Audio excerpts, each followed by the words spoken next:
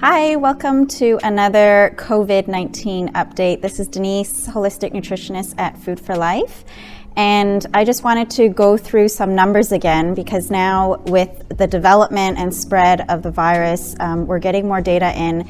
And there is a JAMA study that I like to reference to where they took patients from Wuhan, and now we have some numbers in showing us that 81% of cases are mild, 14% of cases are classified as severe, so severe with our symptoms with short of breath, low blood oxygen levels, and 5% cases are critical. Now, with this epidemic, now the WHO has officially declared it a pandemic. We know that this COVID-19 is easily transmitted, it's spreading. The likelihood of getting the virus is high, but also with this JAMA study, we know that the recovery is also high. So I don't want to be spreading any fear, but this is why I always had emphasized the importance of immunity for prevention, but also immunity in case we do get the virus. We need to rely on our immune system to fight it, because at the moment there is nothing that has been proven to combat this virus. And so I wanted to really focus on immunity in this video. And, you know, of course, with immunity, it's about eating well, first and foremost, taking the supplements that we need, making sure that the nutrients, our immune boosting nutrients are at the right levels. But this video, I'm going to be focusing on sleep, because a lot of people forget about this one little thing that actually heavily affects our immune system. And there's this one study that I found that shows that if you are sleep deprived, it reduces your ability to fight off the flu by more than half.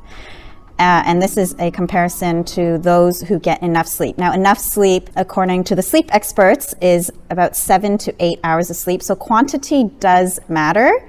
But also we're discovering more and more now that the quality of sleep is just as important. So in previous videos, I talked about this deep sleep, this slow wave sleep, and this slow wave deep sleep happens between 10 p.m. to 2 a.m. And this is where our body does the most restorative sleep. So we go in and out of different sleep cycles. We're in a light sleep cycle, REM sleep cycle, deep sleep, slow wave sleep.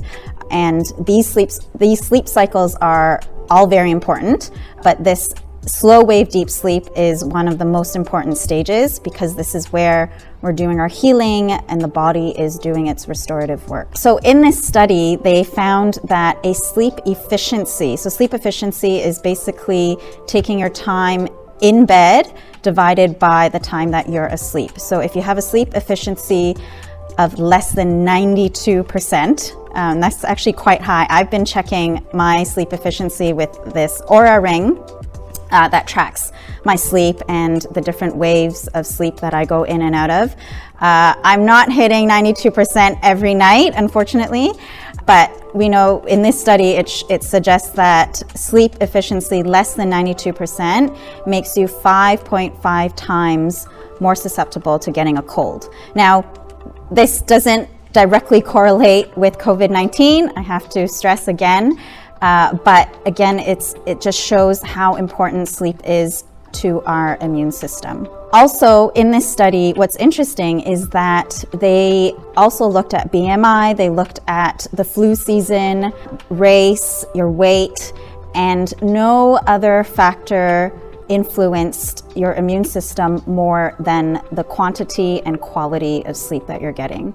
So this is just a reminder to make sure you are sleeping well, that you're getting enough sleep. And I'll just leave you with some of my tips of what I do to make sure I'm sleeping well and improving my sleep as I'm tracking my sleep every night. And the first is really to make sure you're setting your circadian rhythm by going to sleep at the same time every night. Now, of course, same time hopefully is not at 2 a.m., but it's at a reasonable hour, something like, I know it's hard to get to bed by 10 p.m. here in Hong Kong, but even something like 11:30 will do your body a lot of good.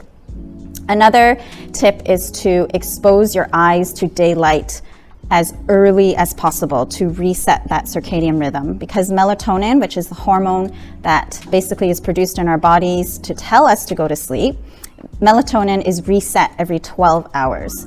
So when we are getting our first sunlight in at, let's say, 10 a.m., then we will be producing melatonin at 10 p.m.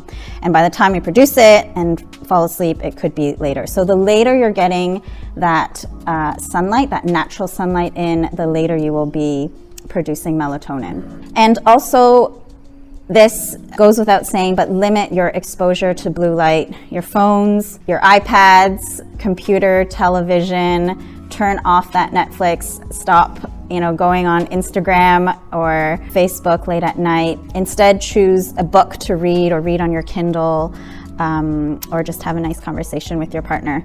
And this will definitely help with your cortisol levels. So there is research to show that when our eyes are encountering this blue light, then it does raise our cortisol levels. And we want to make sure that our cortisol levels actually remain at a low in the evening, and it should be peaking in the morning. Another way to control your cortisol is also by using some herbs like ashwagandha, rhodiola. These are great adaptogenic herbs to help adapt with stress, especially in this time that we're living in. And one other thing that I love to do, especially in the summertime, is to lower the temperature in the room. So we do fall asleep and sleep better in a cooler environment. So if you're having trouble falling asleep, this is something that you can also try doing, adjusting the temperature in your room to help you fall asleep. And lastly, if you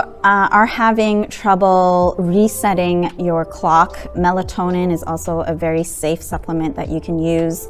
You can go up to even 12 milligrams. So when I'm traveling, I'll probably be on somewhere between 9 to 12 milligrams just to help myself push my body to get into that rhythm again. And of course, there are other calming natural anti-stress relaxants like magnesium, GABA, B complexes. These are some nutrients that you can also look into. So I wish you a good sleep tonight and stay healthy. I'll see you guys next time.